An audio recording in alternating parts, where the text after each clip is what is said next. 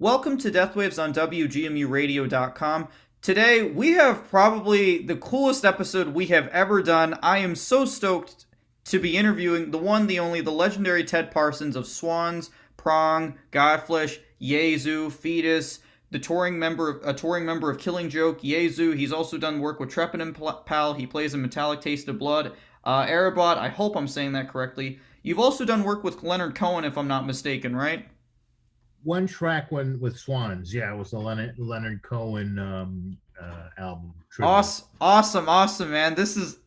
Man. I still can't believe you agreed to do this. When you agreed to, again, my head exploded, and I know I said that, but just wow, man, this is so surreal to me. Yeah, Oh I'm man. glad you're excited. Just take a deep breath there, and just let's get on with it.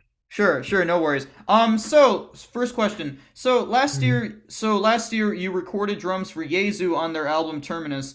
So compared to the previous times you worked with Justin Broderick, was this time any different, or was it similar to the previous times you've worked with Justin Broderick? Um, I played a little bit lighter on drums, and the previous Yezu albums I played harder on the drums, and I only played three songs on the new album, the last album.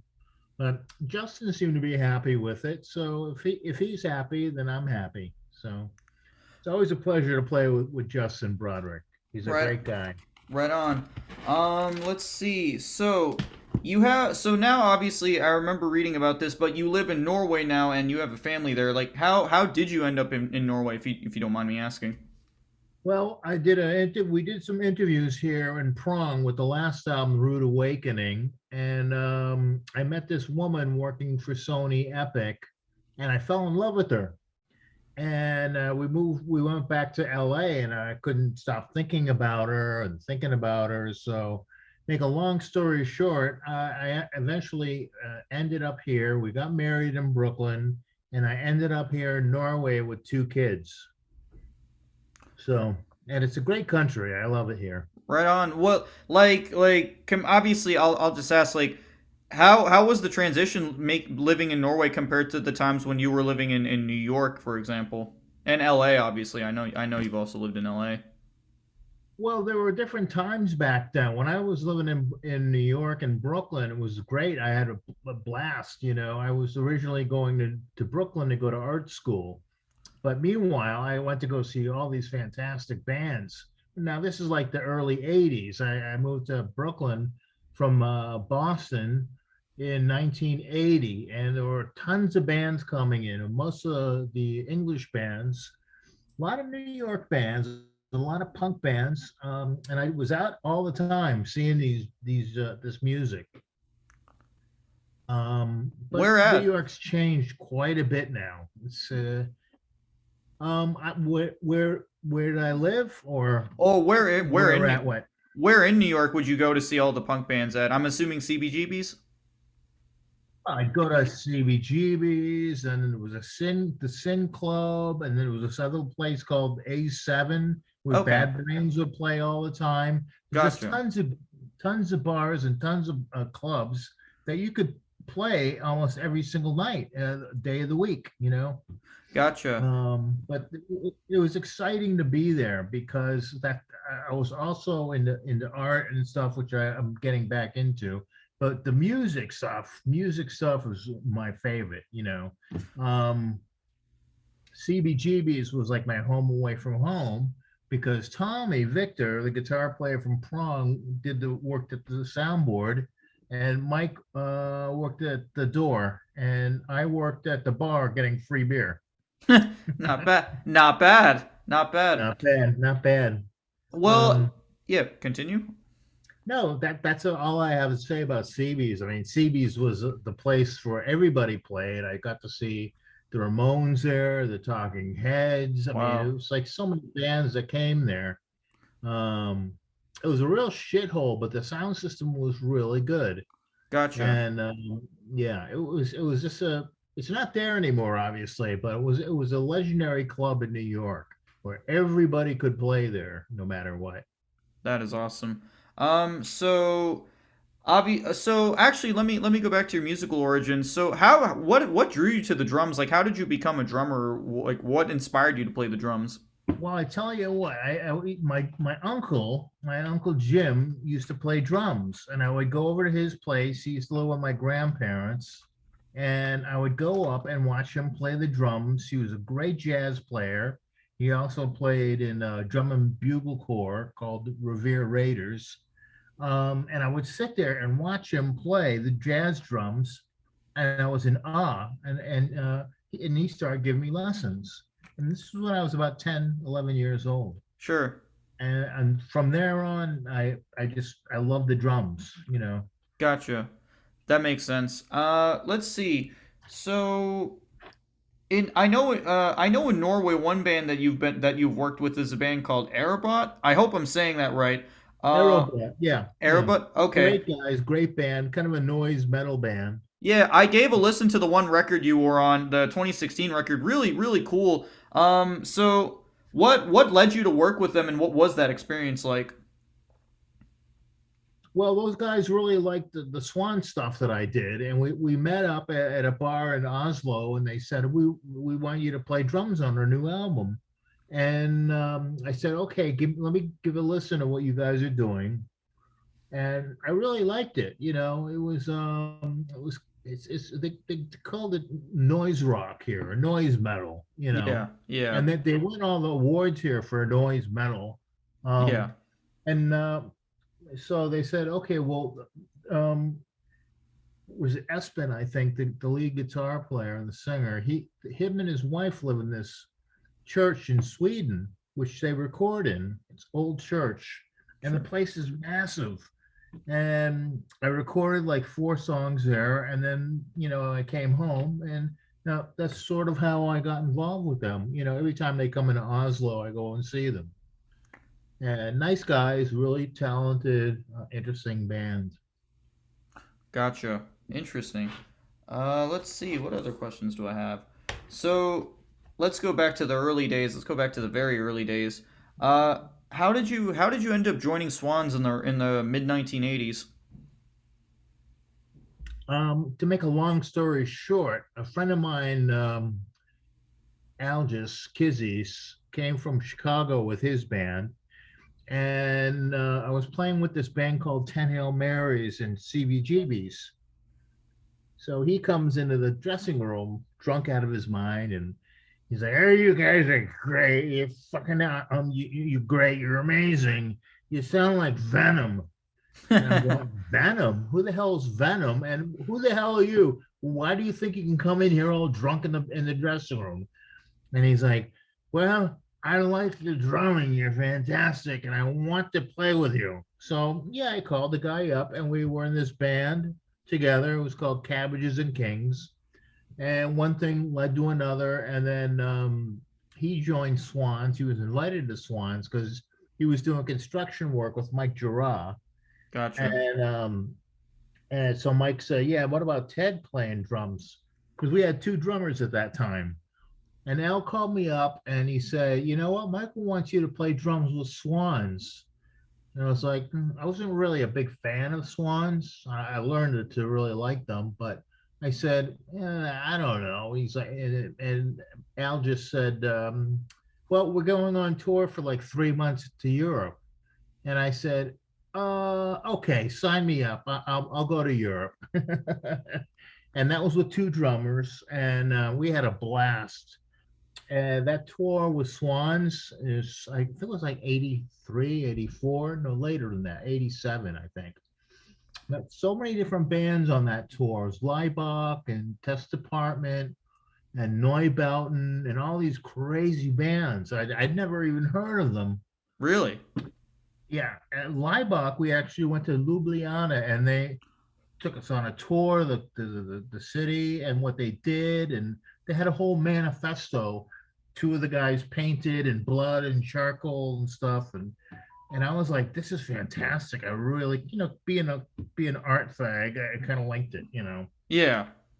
Right on. Well, I That's shouldn't say fag, that's racist, but yeah, yeah, yeah, but as an artistic guy, and yeah. I'd rather be intrigued by interesting people that and interesting music. So, Yes, yes, for but sure.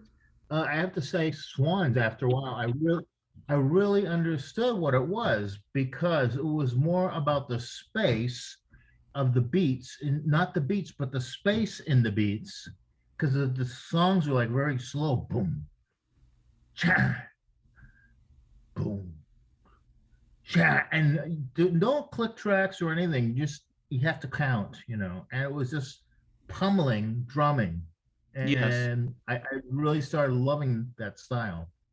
I ended Gotcha. up doing like 4 or 5 albums with Swans. I was gonna say actually, because so interesting you bring up like how you learned to appreciate Swans over time. How did you Hmm. respond to the change in style from Holy Money to Children of God and to the albums after that you were on? I don't know. I have to say the first album I recorded on was one hit on a snare drum, and they sampled that snare drum, and that was it. What? Okay, you can go home. Wow. But Children of God was probably my favorite album. We recorded at Fooey Studios in Cornwall, amazing studio, and that I think is probably my favorite album that I recorded on. Had a lot of fun with Norman and Al and those guys on that whole recording session. It's like we had to take a boat to get there to this recording studio, and it was just a great time, and it was an interesting, to this day I just I got the remaster of the album a couple months ago, and it does sound pretty good. I gotta say. It was just me on drums doing that album, but it was an adventure, seriously. The recording, everything, And yeah, so, and I think there was another great Annihilator. That's the last album that I recorded on.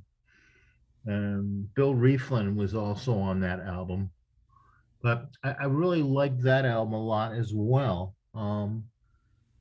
But it's funny because when I joined the band, they were still playing like really hardcore, like screw stuff and like time is money bastard and then Michael one day came in with an acoustic guitar and Algis and I looked at each other like, okay. And he started talking about Bob Dylan and this and that. He couldn't play, but he just played like 2 or 3 chords. And I thought, okay, well, he's going in another direction, so that's fine, and I understand you can't just bash your brains out every single album, up until now. So he was experimenting with different sounds and different guitar styles, and so we had to respect that. That makes sense. Uh, okay, so this one comes from one of my other friends. He just wanted me to ask like any funny or crazy Michael Gira moments during your time in Swans? Oh yeah, let me see. What are the best ones? Um, let's see, tour things. Well, there was one time we were recording or rehearsing in the studio on the east side in Brooklyn or in Manhattan, and we were laughing about something about the song, and Mike Gira goes, "Hey, we never laugh about your art ever, never." And then Al and I were just like, we were laughing our heads off. Live, there was a situation where I fell off this giant drum riser on the back, and everybody looked around and where the hell is Ted? And I said I climbed back up the stage and I said I'm okay, I'm okay. And we we continued to play live. Also, we went to Poland, and in Poland at that time there was nothing there, and if you wanted to get some beer, you'd have to go to these beer gardens, and what you do is bring these big buckets or cans to get the beer there, and no one really knew anything about us. We were playing all these festivals, and I just remember this one guy asked Michael, What are your songs about? And Michael said, "Oh, we're about death, rape, and hate." Like, not a good thing. No, Death, no. rape, and hate. Okay. Um, and then Al and I had a bunch of money that we made from the gigs, and we said, okay. He said, Teddy, let's go to this shop here, like and try to find some clothes and stuff. We went to this place. There was nothing available there. I wanted to buy like a nice suit for myself. There's nothing to buy there. Everything was made out of concrete, but it's a lot different now. Also, we played in Prague back in the day. This is like mid '80s, and the promoter got arrested for booking our gig, and we ended up playing at this little bar under the underground, and the guy at the bar that said, you must play very very soft, and Al was like, it was like Swans unplugged, and I'm looking over and I'm just like playing with brushes, and Al's like playing, and meanwhile Al's like playing like Lemmy style. Um, what was the other thing that was kind of funny? We had this company, this sound company system called Dusenklang from Germany. It was two guys, and the thing was so loud, the sound system. We play at these studios, we play these clubs, and the ceiling would come in and crumble. I remember in Birmingham we played, and the ceiling was coming down.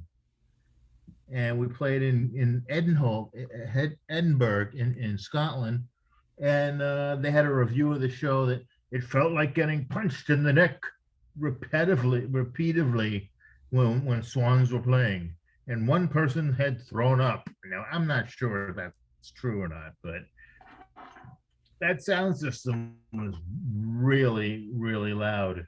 That's We played it awesome. everywhere. It didn't matter what the venue was. It was small. We brought it in. Had to bring it in. Had to be loud. Had to be massive loud. Oh yeah. Well, I was gonna actually So there. go. Sorry. I was gonna say going back to Yezu. So how would you say your drumming in Swans has influenced your drumming in Yezu?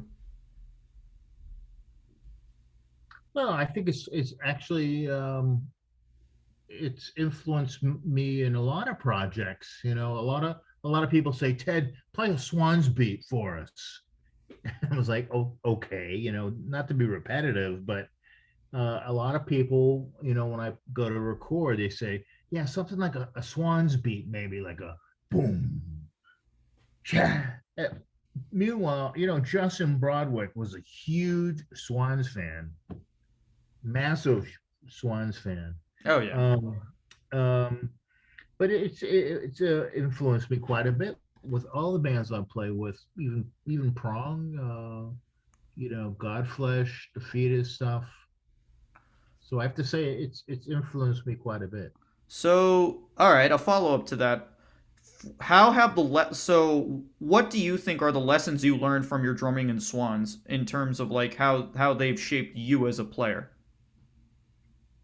Well, it's stamina, definitely, because it was a really pummeling thing. You really have to, if you weren't really putting 100% into your drumming and your physicalness, then it didn't work.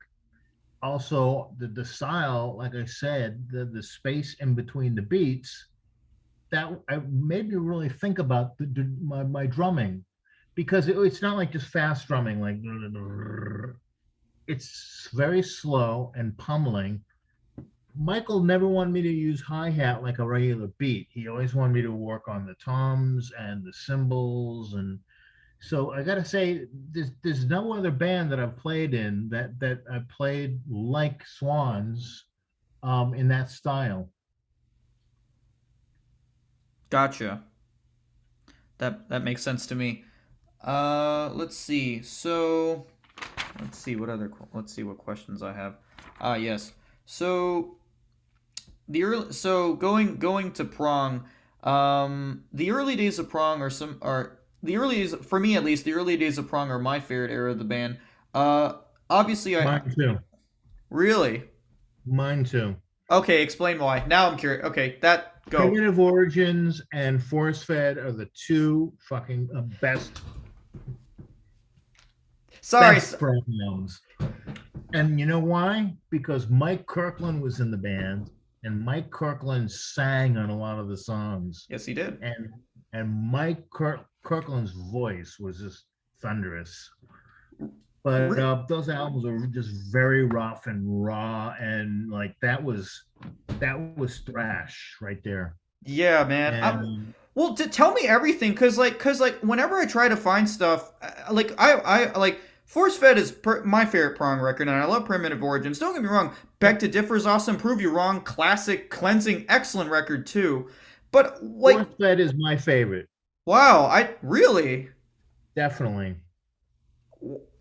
okay. Just explain why now. Yeah, just obviously Just I knew. because it's so raw and the beats are so fast, and we would play with everybody then. We play with the Cro-Mags, we play with Bad Brains, we play with all these bands, even Whiplash. We play with some of these hardcore bands. We play with everybody. And that was an exciting time for Prong. Interesting. Yeah, we were just starting off, and this guy Howie put us on their album, and I can't remember the name of the album, In Effect Records.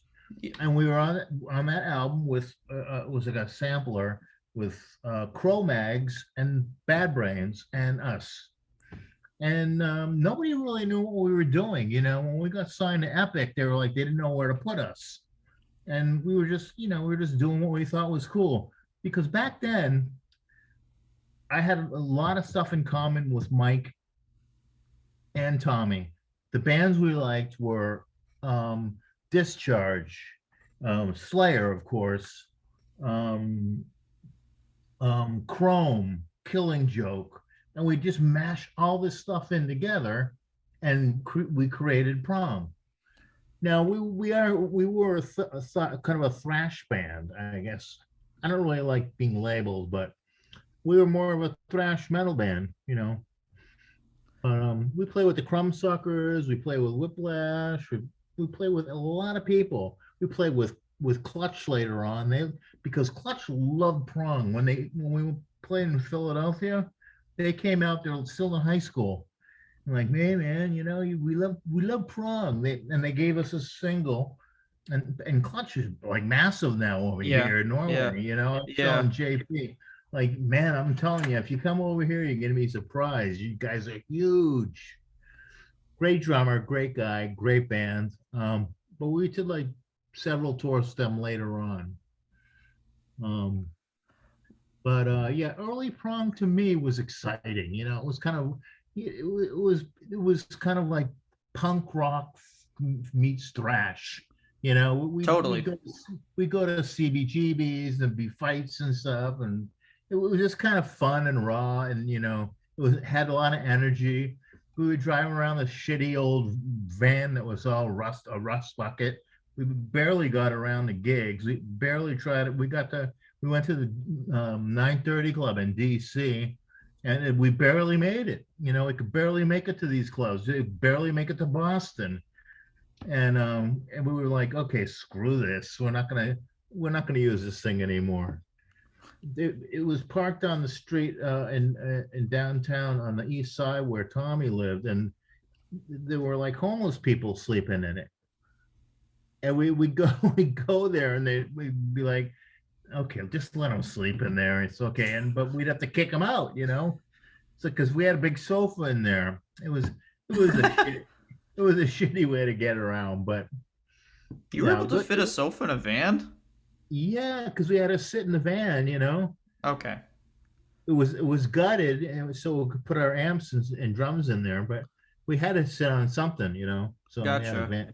a sofa. That's interesting. Well, so obviously I know you were talking about like how you like for the musical composition of Force Fed and Primitive Origins, it was like Discharge, Slayer, Chrome, Killing Joke, but like that like the first like Primitive Origins to Beg to Differ, you guys had such a unique take on the crossover format, or what people now call crossover. I mean, Were there any other influences you had that shaped that early prong sound? Because I like it remind like there are parts that remind me of Die Kreuzern and whatnot. You know?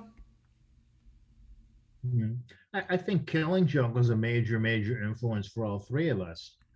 And Chrome, Third from the Sun, the Chrome albums were great. We loved Chrome, and not something that basic metal heads would be into, but um, yeah, we liked a lot of different stuff. I mean, I now today I love all kinds of music, so I'm not just like stuck on, because most of the people we were hanging around with were either in the hardcore or metal, and they just had blinders on.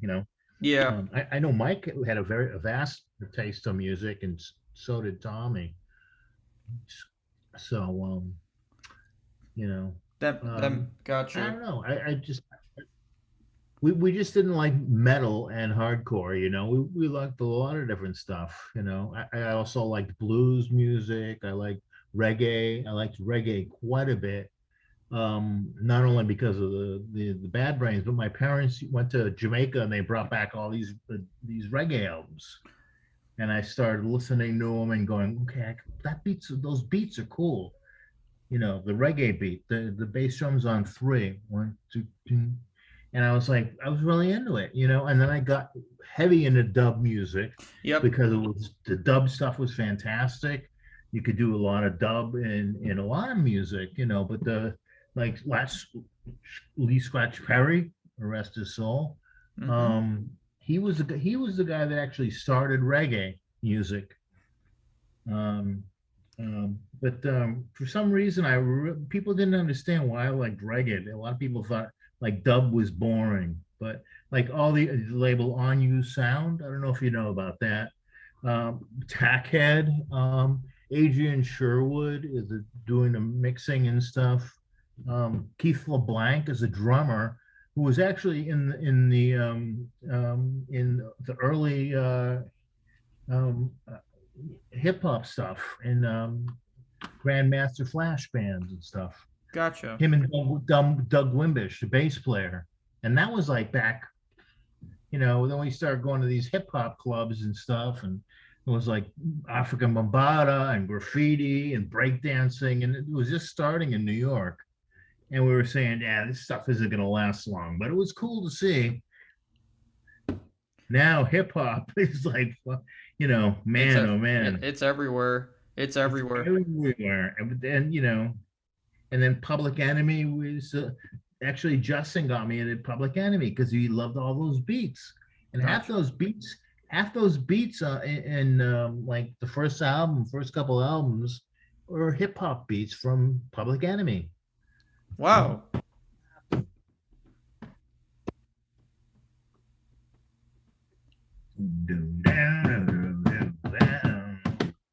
Huh.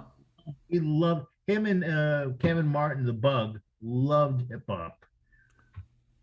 And they also had this band too called Techno Animal, which was really hardcore. It's not really a techno, but it was like hardcore electronic music. Gotcha. That I uh learned a lot about music from Justin actually, because he taught me about all these bands, and he showed me the Aphex Twin videos, which I was like, wow, this is so bizarre, and the music was cool. so a lot of working with Justin and just being around Justin really shaped your musical taste. It just diversified. Definitely. Gotcha. Definitely. And the coolest guy, him and Benny. I mean, most of the bands I was in, it's usually the singer has a ego or like all grumpy. It was like that most of the bands I was in. Fine, I could deal with those. But Justin, I'm telling you, he's the sweetest guy in the world, and Benny. And we played Prong played with Godflesh back in 1987, I think. Oh man, that must have been awesome. I We loved Godflesh. I mean, come on, who didn't? You know what? Um, the bass player, Algis from Swans, goes, Teddy, listen to this band, Godflesh. They're so wicked. Never heard of them. Never heard of them at all. And I was like, yeah, this is wicked. I told and it was so funny because they actually opened up for Prong, and we met Benny and Justin, and they're so nice guys, such nice guys for playing such brutal music. They're really sweet people. They're really nice guys. And I said to Justin, I said, man, if you ever, not that I don't like the program drums, but if you ever want a real drummer, give me a call. And when I left Prong, he gave me a call out of the blue. Awesome. That must have been a very special feeling to work with Justin, especially for Hymns, which is a great record. Oh yeah. I mean, I like that album a lot. A lot of people didn't like it because I kind of went in there and ruined the drum machine. But you Oh know, no. Ah, they're ignorant. They're ignorant. now everybody's got their opinion. I mean, but that's what made Godflesh so mechanical too. The programmed drums. That's right. And they made that first album in Justin's bedroom with the drum machine, and it was Mick Harris too was the drummer from Napalm Death. Yep. The I don't know OG if you drummer. know, Justin was started that band with Mickey. Yes, he did. He played on the first half of Scum and was like, I'm gonna go invent Godflesh and reinvent music again." I mean, He Mickey loved Godflesh, obviously, and a lot of the Scorn albums sounded a little yeah. like Godfleshy, but they brought him out to play drums on a couple of the shows, and Justin, said, yeah, he wasn't really all that fantastic because you have to listen to the program drums and maybe just play along with it. That's what I did. Um, but he was a character. That guy, he's really weird. He's also very funny. Any funny stories with him if you were able to meet that dude? No, all I know is he loves the fish, and that's his second hobby. Gotcha. And making music. He still lives in Birmingham, which there's a lot of great music. Oh yeah.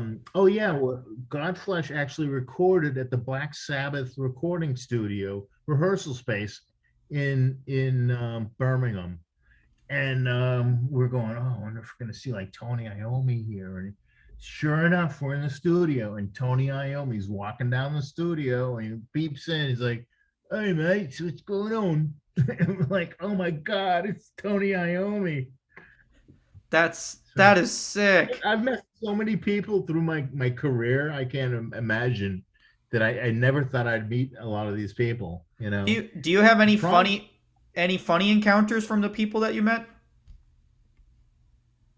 yeah, I got a really funny encounter with Prong opening up for Black Sabbath with Dio singing vocals. And what they would do, he was a really weird guy. He's a nice guy, but very, very mellow, kind of short guy. And I think Vinny Appice was playing drums. But Tommy was thrilled because Tommy loved Black Sabbath, and just to see Tony Iommi and Geezer Butler on bass, he was like on the side of the stage every night. But there was one night where we played in Boston, and Ronnie came in with this big like glass window with a rainbow, hence the name of his band, the Rainbow. He's like, "Oh, look what I got." He showed it to me, and it was like, "Oh, that's pretty cool, Ronnie." He's like, "Yeah, you remember the band Rainbow was in?" Yeah, it's like, I love it. And I said, "Oh, that's pretty cool, man. Where are you gonna put that?" He's like, "I'm gonna put this right in my kitchen. That's where I'm gonna put it." But it's funny because a lot of the roadies for Black Sabbath back then, what they would do is put milk crates up and put the microphone up really, really high, like Lemmy style, and then Ronnie would go for sound check, and he'd go, "You have to stand up on these boxes to get to the microphone, or you wouldn't do it." He's like, "Oh, come on, guys." That's funny. but we also played a lot on the Ozfests, and we met Ozzy quite a bit. And this is when Ozzy was trying to get off of booze Okay. and drugs and stuff. So, and we're playing these big arenas, and they had this special room for Ozzy, and I think Sharon set up this like exercise room for him. And we're walking by, and Ozzy's on this exercise bike, but he's smoking a cigarette. And we were like, "What the fuck? This is so funny." Sorry, I keep swearing. No, dude, you're good. I can censor this. And Ozzy, they wouldn't let him out of the dressing room. It was like a little kid.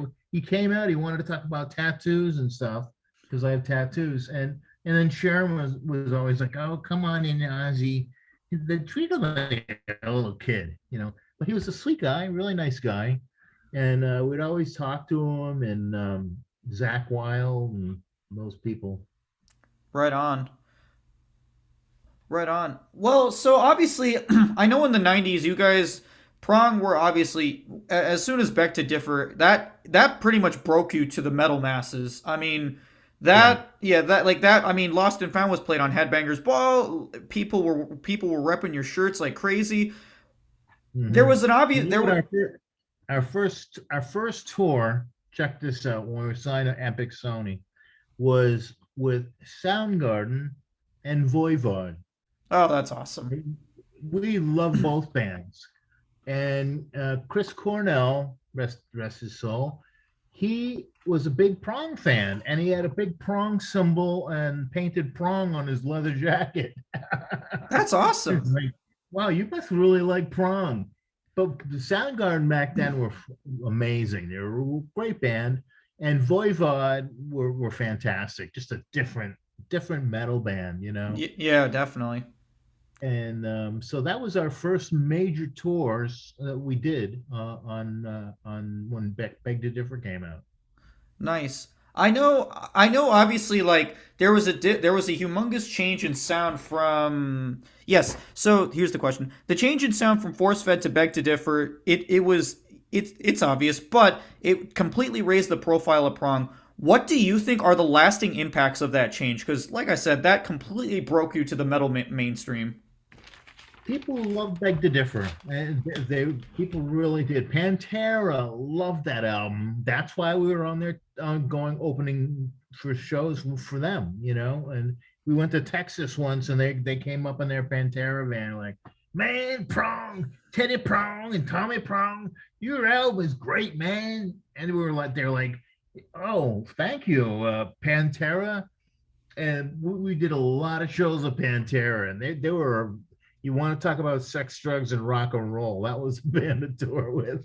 Oh man. What was it like playing for a Pantera crowd? Because obviously, like everyone nowadays, they look at a Pantera show, they see the crowd, they're like, oh dear. You Yeah, know? well, the crowd was crazy. I mean, when we played, people didn't really know us, so and then we played with. Then when Pantera came on, they went crazy. And we do a lot of tricks and stuff with Pantera. They would come on the last show and to bring up barbecue sauce and barbecue steak and stuff with grills and cowboy hats. That's funny. Oh man. But they Well, were a lot of fun to play with. They loved Prong. They absolutely loved us. I know the guitar player Daryl Dimebag Daryl. Dimebag. He loved the Beg the Differ album, and then the second album he was like, I'm not sure if I like that so much, but it's still Prong. Those guys were obsessed with Beg to Differ, and I think Phil really liked the hardcore force fed stuff. So, Yep, that's true. but they really brought us up, opened us up to playing with a lot of bands, and then we played with Sepultura, and we played with this band and that band and all the great metal bands back then. How was it like playing with Sepultura actually? Was this when Max was still in the band? Like when it was the classic lineup? Yeah, it was the original band. Yeah, and who was the drummer? The drummer is really cool. We were talking about Igor. drums. Igor, thank you. Very very nice guys, Brazilian. And Igor was telling me about um, they were all working at a shoe factory, the brothers, Yeah. and they were throw the shoes up in the rafter, and so they wouldn't have to deal with them. But that first album, I'm telling you, it was a great album. But they didn't record with a regular drum kit. They would record with a bass drum, a snare drum, and then Igor would do like fills and stuff on separate toms. So that whole album was done with not a whole drum kit, but on different drums, and he kind of like mashed them together, and they would edit it. Um, but they were nice guys. They were really good. They were a lot of fun, and we really liked their energy and the music. Um, Interesting. yeah, Well, so I remember watching with the interview with the Brooklyn Blast Furnace, you stated the drumming on Prove You Wrong is some of the best drumming you have ever done throughout your entire career. Why do you feel I that think way? so. I just think the sound is not the best sound, not best quality. Um, but I just think the energy of the drumming and what I did on there, the drumming, the fills I can't even do now. I can't believe I did it. But I don't think I could play prong these days right now because I just don't have the energy to do it. Gotcha. But that album had a lot of different styles and a lot of a lot of fills and things that I thought were really ingenious. Um, so I really like that album. As far as Tommy didn't really like the sound of it, um, but Terry Date did the later albums, and we really liked his style of recording. Because Prove You Wrong, and I know Beg to Differ and Prove You Wrong were with Mike Dotson, and then you did Terry Date. How do you think how do you think working with Terry Date impacted Prong's sound? Definitely infected the sound a lot because it was just a lot more dry. It was a lot more powerful, and he's done a lot of Deftones stuff, which is fabulous. I love the Deftones, and just to see, he's got that sound. I think he's from Seattle, so he worked a lot with Soundgarden. But he'd be like a meat and potatoes kind of producer, you know. Um, he had different styles to miking drums and maybe putting mics up in the room and making a long cone with a case for the bass drum, and he just had a great sound. Now I got to tell you something here. Rob Zombie, after we played that album, we played with Rob Zombie back in the day with CBGBs when they used to have like Christmas lights and like they were trying to be like they had a big production now. They had like little things like glow in the dark skulls and stuff. But um, Rob Zombie, after we did what was the last album that he worked on? Not Prove You Wrong, but um, what was the last album? I can't remember. With Mark Dotson or Yeah, no, Terry Date. Rude He Awakening? did Rude Awakening. Rob Zombie said, listen, because he wanted Terry Date to work on the album. And he told him, listen, I want you to make the albums to sound just like um, that Prong album, Prove You Wrong, not Prove You Wrong, but Rude Awakening. And we had a guy there that did our electronics. He brought him in too. So he pretty much stole our sound. That's interesting. It seems like to me like Prong opened the door for a lot of other bands and then never Yeah. got the credit. No, it was like Limp Bizkit and all those wacky bands. Oh yeah. Oh, the late '90s, such a bizarre time for music. New metal, Yeah, new metal and you. corn and all that stuff there. Yeah, it They, just I think they did steal a little bit of our sound. But yeah. I even honestly I even thought Pantera stole a little bit of your sound for some of their own music too. maybe they did. But Yeah, they also got Terry Date to make their that couple of that albums. that is true. I think he did Cowboys from Hell and Vulgar Display of Power. Um, Mm. so obvious But they, so No, go ahead. Metal Magic. Have you seen that album? The one with the one when they were not when they were a glam band, right? The one before Yeah. that. They Yeah, used to yeah, do covers because Paul, Big Paul, used to tell me about that we were a cover band, Teddy, and we used to do a lot of like we used to do like Motorhead and you know Judas Priest and a lot of they were a cover band in the beginning. yeah, But that Metal Magic album's got a really horrible drawing on the cover. Looks like a yeah, little 2-year-old drew it or something. yeah. The Pantera before Cowboys from Hell were a very unique band. I'll put it that way. Pink Floyd. Yeah. Yeah. Well, I know obviously you guys are it's no secret, Prong. They're humongous Killing Joke fans, and with the addition of Paul Raven joining the band for Cleansing, that was a really special moment for you guys. How were you able to It secure definitely how were you able to secure Paul Raven for Prong? we had to tame him because he was like a wild animal. And we just asked him if he wanted to be in Prong, and because he wasn't doing anything, he wasn't playing in any bands, and he said, "Yeah, sure." So he moved to LA, and we he was in the band. Nice. Any so and what stories do you have of Paul Raven that you feel like sharing? Oh my God, there's so many. He's like a sex maniac. He's got so many kids. I mean, he rest in peace, Paul Yeah. Raymond. Um, but he was like a sex maniac. He would have sex with anything and everything. Midgets, black women working in truck stops. He's got like 15, 20 kids, I think, from all these different women. And he was a bit of a sex maniac, but he was a fun guy. He was a hell of a lot of fun. That guy. Nice. So let's see. Actually, let's go deep into the archives of Ted Parsons. What is your favorite Tommy Victor story? Tommy Victor story. When he was really mad, I think it was in Denmark, and he was mad at for some reason the promoter didn't promote the show, and um, he got really pissed off and put his fist through a glass window, and we had to cancel a bunch of shows. Okay, that was one funny topic. This another one's not so funny. We were in Texas, and we just got done with a gig, and I think we were going from I forget where we were.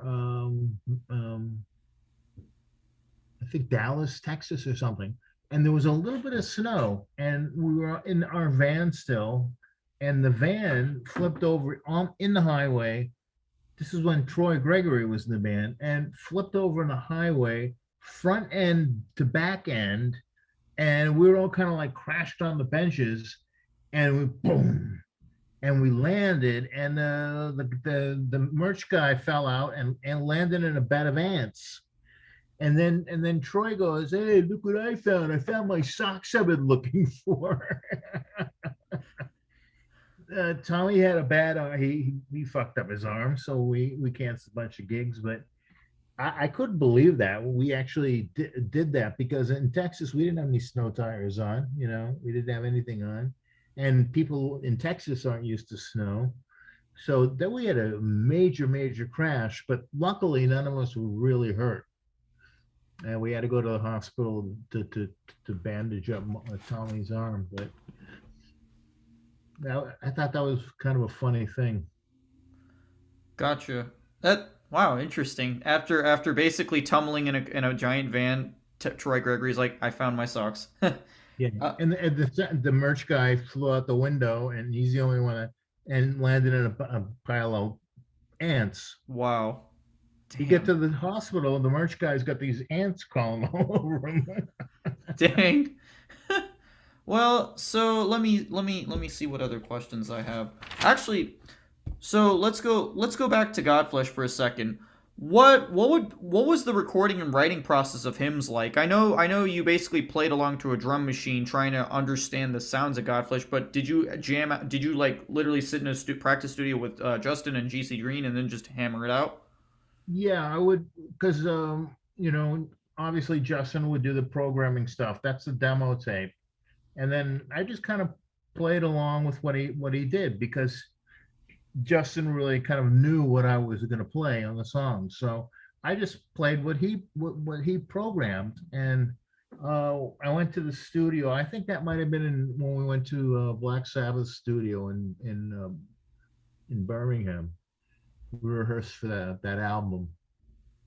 Um, it was very easy to play. I had no problems in the studio. The thing is, Justin wasn't really comfortable in the studio so much because he would rather stay at home in his studio and make music. Um, but it's funny because we recorded at this place in Wales, and it was owned by the bass player, the original bass player from Hawkwind, and another great band. And this Yes, they guy are. was telling us all these stories about all the bands that he recorded, The Fall, Stranglers, all these bands played at his studio. And I can't remember what was it called, the studio. So many studios I've been in. But that was the studio we recorded in, and it was the guy that did a lot of the Fear Factory albums. I think he actually recorded. I can't remember the name. Uh, but Justin was like, I'm not sure I really like this. And I heard it too, and it was like, I don't know. But Justin actually eventually took a lot of the demos and remastered it and re-released it because it was originally on a label called oh God, I can't. Music for Nations. Yeah, That's what it was. Yeah. I believe. Is that a major label or was that like more of an Oh, underground? it was pretty much a major label, but with Okay, underground bands on it. Yeah, okay, and I think the End actually mastered it and re sent it up. It's label in Brooklyn called The End. gotcha. Well, so obviously, I let's see. One other question I have is, so you've worked with plenty of incredible guitar players, like incredible musicians. How do you think like working with Tommy Victor, Justin Broderick, and Michael Gira, in addition to all the other musicians you've worked with, has influenced your own drumming? It has, once you play with these musicians that you really admire, like Jordy from Killing Joke. I love that guy's guitar playing. Um, it affects you and it gives you energized and it makes you think, okay, I'm playing in this band and that band, and I'm going to try to give, when I play with the live, I don't play for the audience, I play for the band. So I try to play my drums for the band. Um, but everyone I played with had different styles. Norman had a really interesting style with bending the neck and making all these weird sounds and ambient sounds. Um, but everyone was unique in their own way. So Justin definitely had his own style with the feedback and um, with the harmonics and with the sound that he had in Godflesh. There's no one that plays like that, like Justin does. And Geordie Walker, no one played like him because the reason why he had these empty, big, hollow body guitars, and live, nobody could really.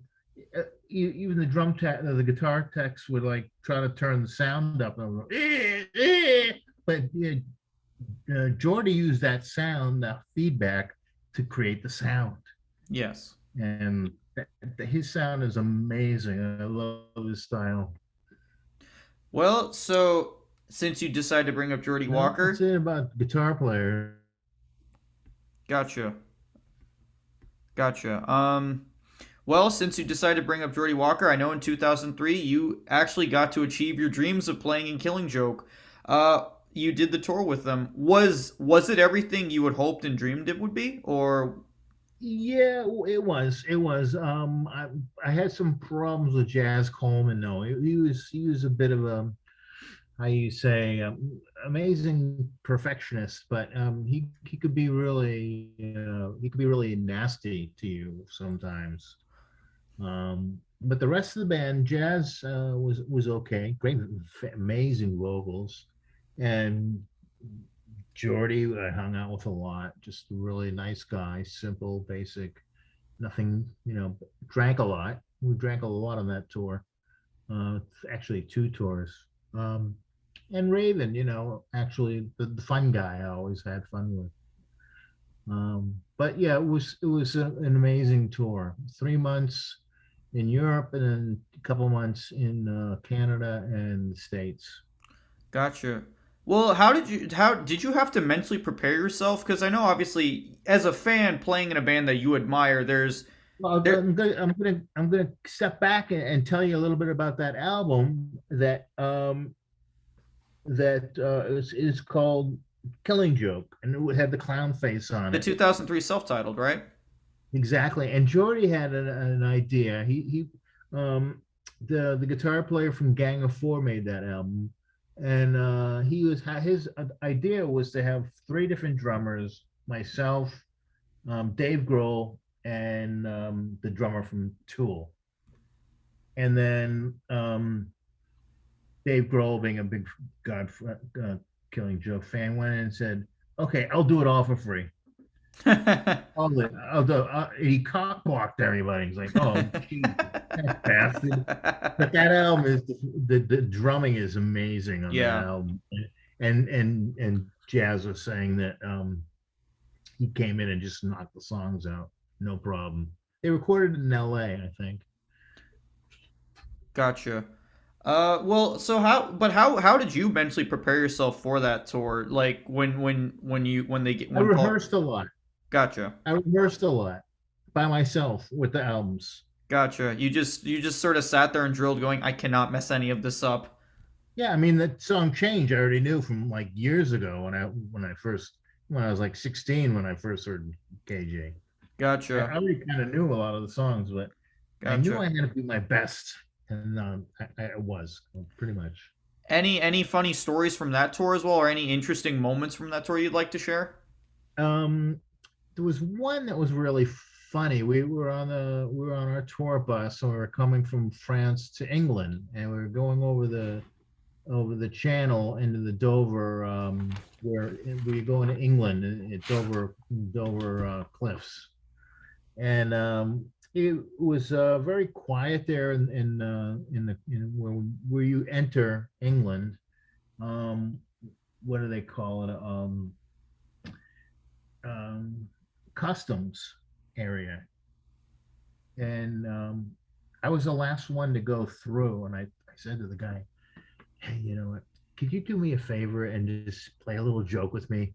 And he's like, "Oh, all right, mate. Yeah, sure. I'm always in for a laugh."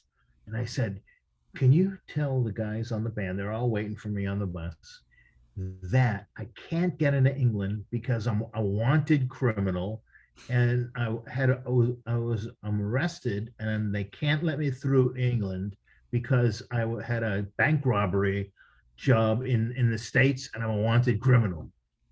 And this guy played it like a T. And he gets on the bus and he goes, "Okay, gentlemen, I have to say this man here cannot go through the English customs because he's a wanted criminal in the U.S. and they've been looking for him for a couple of years, and he's wanted for bank robbery." And they took it a hook, line, and sinker. And um, Jordy freaked out, and even Raven was like, "Oh my, Teddy, I never knew about that." And then all these years, and then um, who's the singer? Jazz. Jazz. He was so fucking pissed off. what, Teddy, why did you do this to us? You're such an asshole. Why didn't you tell us you were gonna have problems at borders? And I let it go for a while. I was like, gee, I'm sorry. I'm so sorry. And I looked at the customs guy. He's like, you know what? Oh, sorry to say, it's a joke. And they were all like, no fucking way. Jazz was so pissed off at me. That's hilarious. And I That's was like, hil- yes. that's hilarious. Oh, True that story. no, I believe you. And That is. Jordy was like, oh, Oh man. Well, so after the tour, did you? I mean, I know Paul Ferguson. He came way later back. Like he came later in 2010 back to the band. But did you? Were you asked to stay for like for some of the records that they did after the 2003 tour or no? you know, I was it was too much for my family. I couldn't do Oh, anymore. And I okay. decided, but I knew Paul from back in the day, Prong days in New York, because him and his wife moved to New York, That's and we right. became really good friends. Nice. And Paul was telling me stories about Jazz Coleman, like he's such an ass, and I don't think I'm ever gonna be in that band, never ever. And you know, He here returns he back. is He playing returned. again. Yeah. Yeah. And the funny thing is that song "Money Is Not Our God." There's this song that Martin Atkins plays on that Yep. album. Great Yep. album. Oh yeah. Money's not our God. Yeah. Yep. Meanwhile, uh, um, Raven's friends with the bass player from Motley Crue, and they asked Killing Joke to open for him in Wembley Stadium, Wow. and they got a lot of money. And and I said, Raven, oh, money's not your god, huh? But they got amazing. It was like Motley Crue fans there, and I Dang. was like, oh, money's not our god, huh? Yeah. Money's not our god. Except like if you get like 10 or 20 grand, Then it yeah. becomes your god. Then it's your But god. maybe a little bit would convince us. That That's is our God, yeah. that if it can pay your rent or pay your house fees for the next several months, yeah, it's your god. Well, let's see. Exactly. Yeah, that's my God now. Yeah. Yeah. I also wanted to ask. I know you were talking about how your parents went to Jamaica and got all those reggae records and all those dub records. You do have another project that you do called Telodubgnosis, if I'm not mistaken, correct? Correct. Correct. So what? So It's what? just it's just Oh, I was gonna say like what? it's just two friends that I went to school with. Gotcha. Go ahead. No, I was gonna say it's like what? Tell me everything about that because I gave a listen to the first record literally yesterday when I was trying to research more about that band. Really cool stuff. Yeah. It was just a band that I really liked. Bass player, trumpet player, keyboard player, two other guys in the band, and we recorded that Teledubnosis Magnetic Learning Center in Brooklyn at Tony Mamoni from Perubu, his studio, and we just my friend Skiz wanted to put it on his label, which he did. Bill Laswell really liked it, but he couldn't put it on because his management said something about, well, it's not going to sell much. But we had a great time. I loved making that album, and I still love that album. Justin came in and did some remixes, and Kevin Martin, the Bug, came in and did a mix on that album. And we just ended up doing. We didn't play a live shows. We would play Boston and maybe one or two shows in New York, and then we went to London and played with some bands on the Malicious Damage website, um, which was originally Killing Joke's website or label. But we didn't really play that much, and we haven't really made a lot of music, to be honest with you. It was Gotcha. that album, and then a couple other albums, but but I really like that album. I'm proud of that album. You should be. It's very I'm gonna, musically interesting. uh, Well, so one it other is. It is. yes, musically it is very interesting. Uh, so you obviously have a wide variety of influences, and obviously the bands you're in are very different from each other. Who would your top five influences for drums be, and why? Oh, Jesus. Um, well, Keith LeBlanc, like I said, he's a great drummer. I mean, he programmed a lot of stuff for Tackhead. Great funky drummer. He played with a lot of bands. He's one. Um, I can't remember names, but the drummer from Deftones I really like a lot. Um, Early bands, Bonham, of course. Who doesn't? John Bonham. Who doesn't like Bonham? Ginger Baker for his tribal sort of style of drumming. Dave Lombardo from Slayer, which he now is playing a lot of different kinds of music. Yes, he is. He's playing with Suicidal Tendencies now, Yes, I he think. is. He also That does. that guy. Go ahead. Oh, I was gonna say he also does like Mr. Bungle too. And but continue. He's the kind of drummer that wasn't just stuck in playing metal, you know. Yeah. Although his style in Slayer was mind blowing. Um, but the fact that he's now not playing with Slayer, and well, no one's playing in Slayer now. Um, but uh, then he started playing with jazz bands. He did an album with some recording with Bill Laswell, Yes, he who did. I really respect. Um, you're like a real band nerd, aren't you? Music nerd. I am. I am. I am. I You're try like to, me man. when I was a teenager. That's all I did. Yeah, no, I mean that's all I did. I mean, I have like Slayer and Yeah, Sodom posters in the back. Yeah. But of anyways, course you do. yeah. But no, What I about mean, Destruction? oh, Did you like Destruction? of course, dude. Celtic Frost. I mean, all that stuff. The early Celtic Frost was amazing. I So know, great. man, dude. Especially like it's funny. I remember reading And another interview. Venom, early Oh, Venom. dude, early Venom's awesome. How much was The first Celtic? one. How much was Celtic Frost an influence on Prong? Because I know, like Tom, you guys obviously I know you love him, and Tommy Victor's Well, talked about him too. Tommy loved Celtic Frost. We Yeah. all love Celtic Frost. Um, we also like Destruction, which was another cool metal band. Oh, dude, of course. Um, who didn't like that stuff? I mean, back in the day, the stuff from San Francisco, Exodus, and all that stuff. Super amazing band, Oh yeah, Exodus. Exodus rule, classic band. I mean, man, I just sorry, I don't mean to go back to Force Fed, but Force Fed is such a unique sounding record. I mean, did anyone in Prong think of like what if we tried to do another you guys like I don't sorry, I can't even speak straight. So when you guys like left to do Beg to Differ, a lot of Force No, Fed you're was breaking up a lot here. oh sorry, can you hear me now? Is it good? Is it good? Is it all right? Can you hear me now? Yeah, it's okay now. It's just breaking up a little bit. Yeah. Okay, no worries. Well, no, It I says mean, your internet connection is unstable. no, my Hmm. Wi-Fi sucks. But so you know what? I'll ask this as well. In the grand scheme of heavy metal, let's just say metal overall, where do you see Prong's place?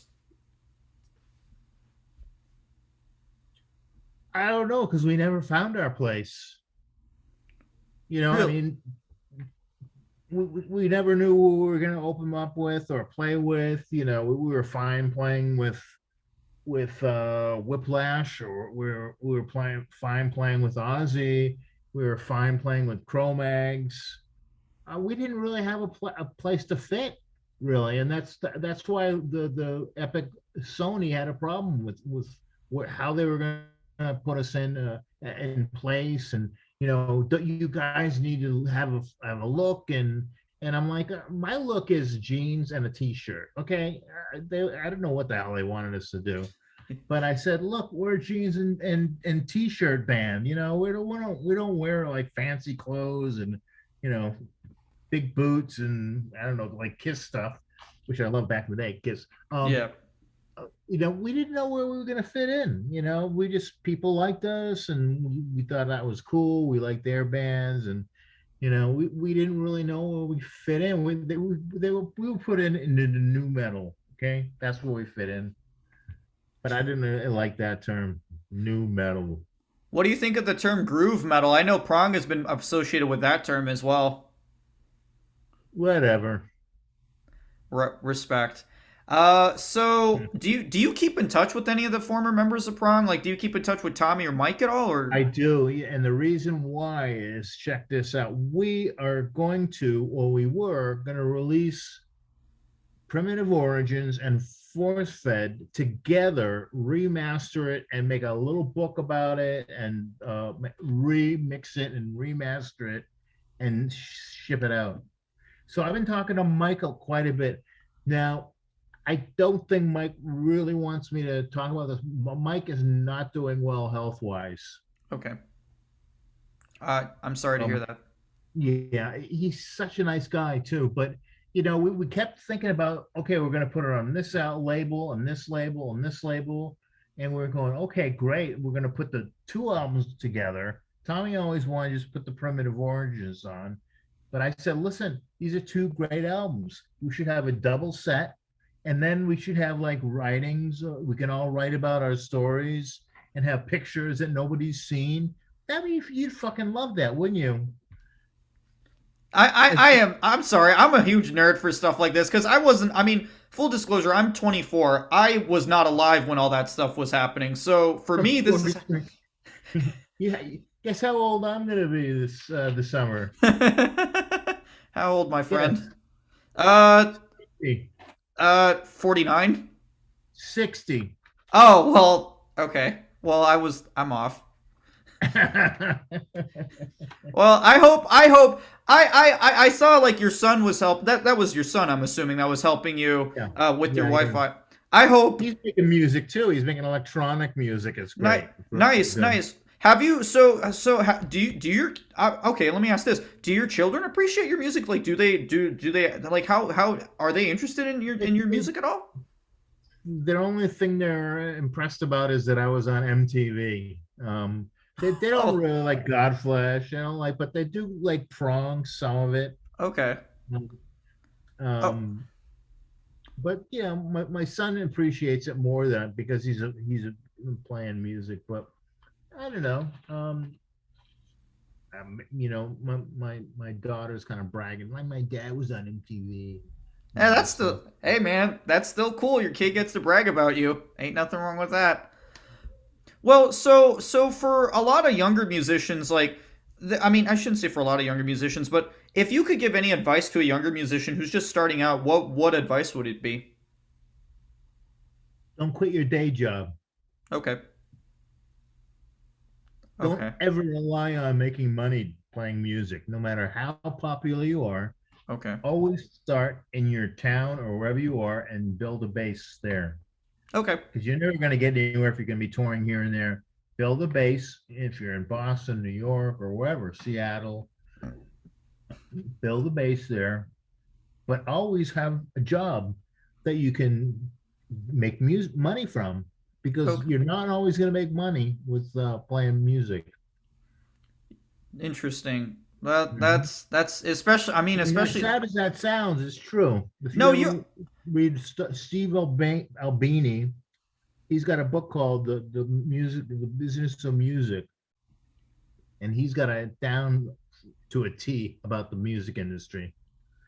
When you get signed to a major label, you don't get any music at all. You don't get any money at all. Sorry, the money goes to the lawyer and the company, the record company, and you don't start making any money until you start make millions.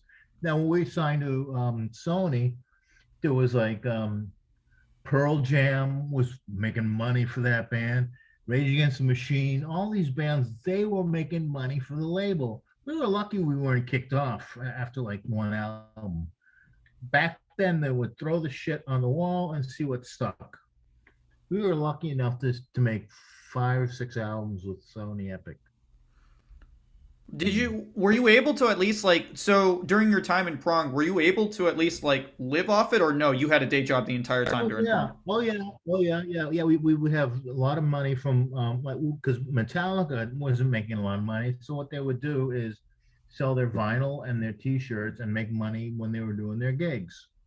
So we're thinking, oh, Metallica can do it. Why can't we do it?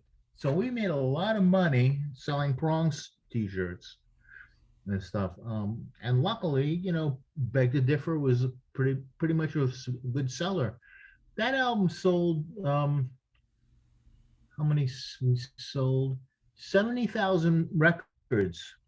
70,000 records was a lot for us because we were on all these independent labels. You'd be lucky if you sold 7,000, but 70,000 records, that was a good version for us to do That's that.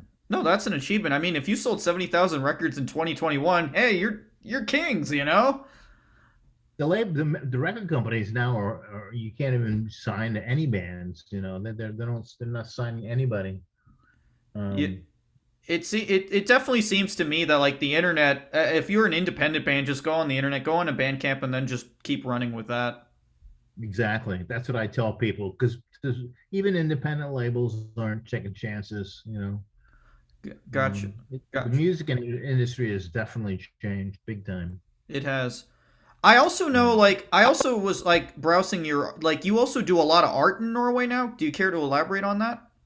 Yeah, I got back into doing my artwork, mostly doing collages and drawing. And I had a showing a couple of years ago at this gallery, actually in the place where I rehearse. And my drums are upstairs, and yeah, it's like music. I get excited about making these collages, and I get back to drawing and stuff. So I mean, I'm not making a lot of money, but I like it. It's good for me because I'm not doing drums. I'm not playing any originally what I wanted to do.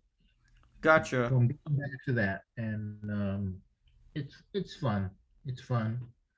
That's that's good. One. Let me ask you like one final question. I hope I'm not holding you up too much. No, Um, so actually, let me ask you this question. If I have another question, I'll ask that. But in terms of heavy drummers, where do you see yourself? Because well, you, but now I'm not really that heavy. I mean, I'm playing in a jazz band now, and it's really I like it. It's called This Siestral Engine, and you can find that music and everywhere on our Facebook page. And I just it's something I never even thought I'd be doing. Um, but as far as playing, like, if Tommy called me up and said, "Yeah, I want you to be in Prong again," which he did a couple of years ago, I don't think I'd have the energy to do that. Because I wouldn't want to go up and embarrass myself. But back in the day, I was proud of what I did live. Swans, I was proud of doing that live. Um, but Swans and Prong, Swans actually, the question you had before was I took a lot of that stamina and the energy and brought it into other projects with my drumming. So it was definitely Swans and early Prong because Prong was like the really fast kind of like tight stuff and that was completely different from Swans, completely different. So when I started playing with Prong, I was like, okay, finally I can play my hi hat and I can play fills. Completely different than Swans, obviously. yeah, for sure. So let's do a quick little ranking. Okay. Out of all your career, what are your five favorite records from everything that you have ever done? Your five favorite records, and give me some reasons why. Okay. Well, beg to differ because I had a gated piccolo snare on that. And I didn't like it when I first heard it. Mark Dotson said, "Yeah, I'm going to do something with your snare," and it was like a real weird sounding snare drum, Yeah, and I didn't like it. But at the end of the day, that's probably one of my favorite Prong albums. Also, like we were saying before, Force Fed is one of my classic favorite Prong albums. That's Prong. Swans, Children of God, because of what went around and the process of that recording and the sounds and the music on that. It wasn't like normal Swans. Also, The Great Annihilator, another Swans album, another one of my favorite albums, recorded in Brooklyn. Was a good album. I liked it a lot. Okay, so that's four albums. Uh, BBC with Killing Joke. That was one of my finest moments, I think, which you can find. If you can't find it, I can send it to you. Where so interesting. I'll try to find that actually. Uh And there's a live thing that I did in London with Killing Joke. Was probably one of my favorites. I think they actually released that last like it was I it's a 2019 release, right? If I'm not It mistaken. is, It yeah. is. I have to get that. I definitely need to get that. So those two sessions in Killing Joke, because I wish I was the original drummer for Killing Joke, but um, but Paul Ferguson. Oh, I gotta mention him because he was a big influence on my drumming. Man, he I was what waiting for you to say that. I was waiting for you to say I that. know. How could I forget that? Yeah. Paul Ferguson was a massive influence on my drumming just because of his tom work and stuff.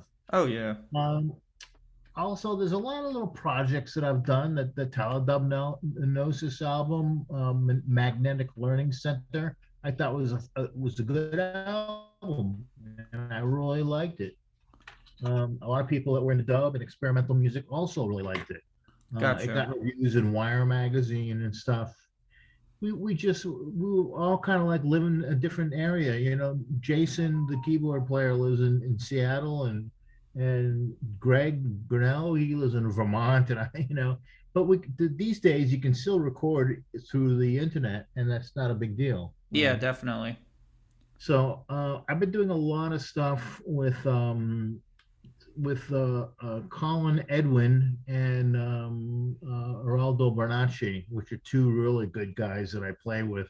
Colin used to play with this band Porcupine Tree, kind of like Okay. a prog band. I've Really, yeah, I've heard the name and that's it. really great band to play with. And just a trio. And we recorded this album in Prague, Metallic Taste of Blood.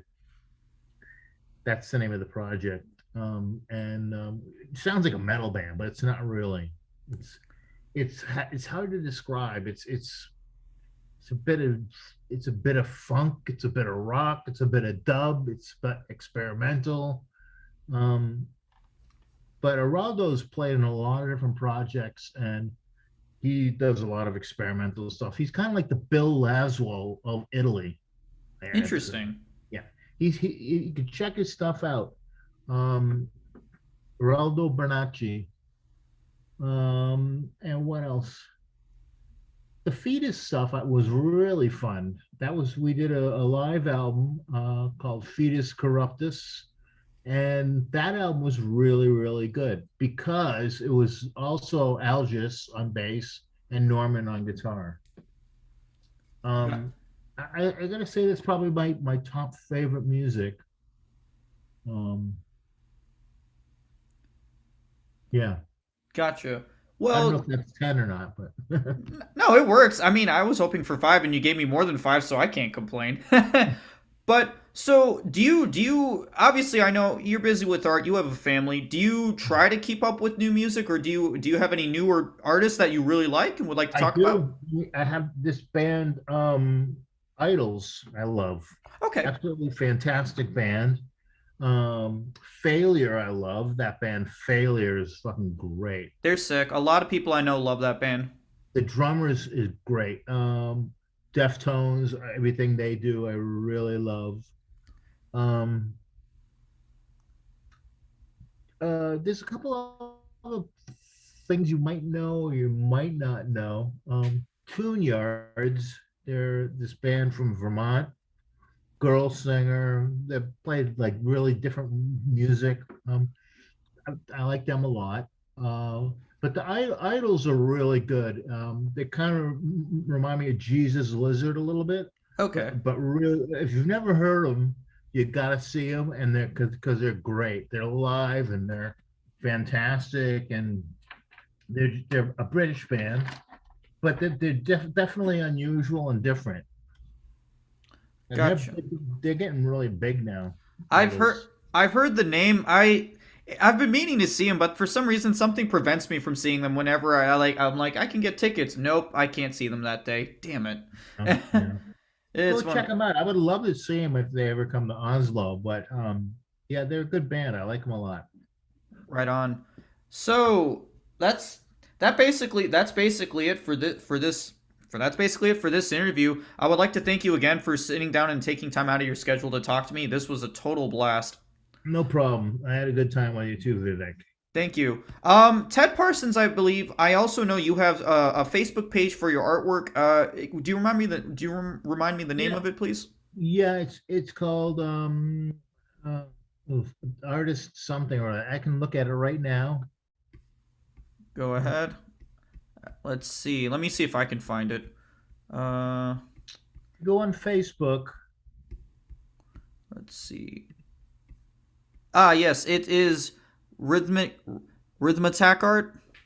Rhythm Attack Art. Excuse me, Rhythm Attack Art. That's the Facebook page. So for those curious that would like to check out Ted's artwork on Facebook, you can check out the page Rhythm Attack Art. He does a lot of cool collages on that site and drawings, if I'm not mistaken, right? Yeah. Actually, a lot of bands like my collages for covers. I've done a bunch of collages and stuff for some bands. So if you're interested, hit me up on a messenger and tell me what you like on my Facebook page, Do and that. we'll take it from there. Do that as well. I was gonna say one suggestion. Do you have an Instagram for your art by any chance? You do? No, I mean I'm not on LinkedIn or Instagram or any of that stuff. I mean, is Instagram maybe a good place for me to put up my artwork? Oh, totally. Is it? Totally. Yeah, dude. A bunch of artists use Instagram. In fact, more artists use Instagram now than ever. I would totally 100% recommend that to you. Good choice. Maybe I'll check that out and look at it and see what happens. You should. All Okay. right. So that's it for this week's episode of Deathwaves. Thanks for those that tuned in. Thank you again, Ted, for letting me interview. This was a total honor and a privilege. Thank you. It was fun doing the interview. Thanks a lot. All right. Well, that's it for this week. I'll catch you guys later. Excellent. Bye bye.